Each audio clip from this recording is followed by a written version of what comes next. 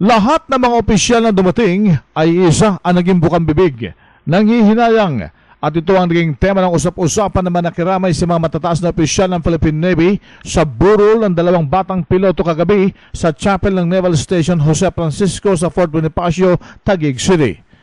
Ang labi ng dalawang piloto, sina Lieutenant Tristan Joseph Corpus at Lieutenant Junior Grade Gerald Tamayo, ay binisita ng mga kasamahan, opisyal, kaibigan at kamag-anakan na nakidalamhati sa pagyaon ng dalawang opisyal. Samantalang ang dalawang balo ay may tig-isang anak na naiwan, tulad ni Maria Concepcion, ang may bahay ni Lieutenant Tristan Joseph Corpus. Siya ay isang guro at may anak na 6 na taong gulang na sa murang edad ay pilit niyang ipinaunawa sa bata ang kinasapitan ng ama ng bata. Kaso, Call of Duty, wala kang magagawa. Talagang kailangan. 2 months na siya dun sa Zamboanga. Supposedly, uwi na yan ngayong August 29 or 30. Nagsasabi siya na baka ma-extend siya. Pinipilit na nga namin umuwi. Tapos nangyari. Hindi namin alam na uuwi siya. Ganun. So, anong huling mensahe niya sa'yo nang tumawag pa siya sa'yo? Nagkausap pa kayo? Bakit nangyari? Huli kaming nag-usap the night before, nangyari Monday. Nagbilin na siya na hindi ko naman alam na huling bilin na pala yun. Nagsabi siya na iingat ka lagi. Si Ayel, yung anak namin, talagaan mo ha.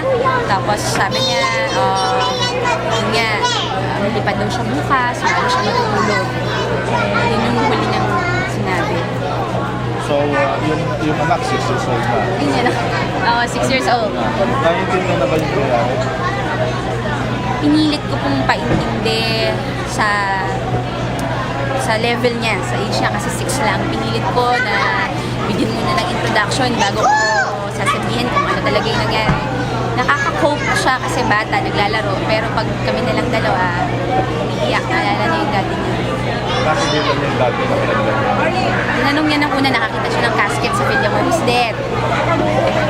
Explain ko. Diba, everybody will die. Sabi niya, who's dead? God decided to get my dad is dead. Medyo umiyak na siya.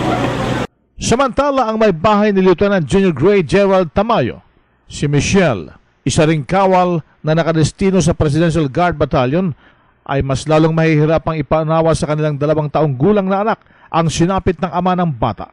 Nang aming lapitan upang hinga ng kanyang salaysay, ay nakiusap si Michelle na huwag nang humarap sa kamera at wala pa rin daw siyang masasabi sa mga plano niya sa buhay ngayong nakaburol pa ang kanyang asawa at ililibing ngayong alas 11 ng tanghali, Lunes, sa libingan ng mga bayani.